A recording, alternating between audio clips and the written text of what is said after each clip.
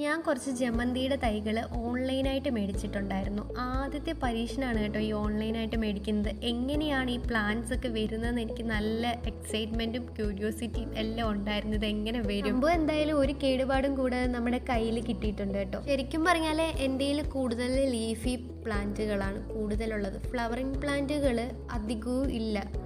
അപ്പോൾ പിന്നെ ശരിക്കും പറഞ്ഞത് വെക്കാത്തതിൻ്റെ കാര്യമെന്ന് വെച്ച് കഴിഞ്ഞാൽ നമുക്ക് ഈ ഫ്ലവറിങ് പ്ലാന്റ് നല്ലപോലെ പരിചരിക്കണം. പക്ഷേ ലീഫി പ്ലാന്റിൻ്റെ കാര്യമാണെങ്കിൽ ഒരുപാട് പരിചരണമൊന്നും വേണ്ട. ശരിക്കും പറഞ്ഞാൽ ഇത് പൂവിടണം, നമ്മൾ അതിനായിട്ട് കുറച്ച് എഫേർട്ടൊക്കെ ഇടണം പൂവിടണമെങ്കിലൊക്കെ.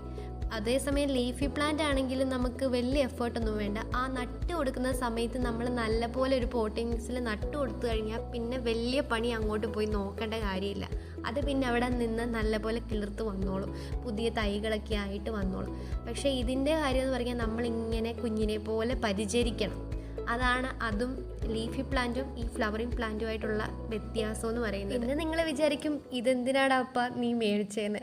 ഇതൊക്കെ കാണുമ്പോൾ എങ്ങനെയാണ് നമ്മൾ മേടിക്കാതിരിക്കുന്നത്? അതുകൊണ്ടങ്ങ് മേടിച്ചാണ് കേട്ടോ. എന്തായാലും നമുക്ക് നോക്കാം.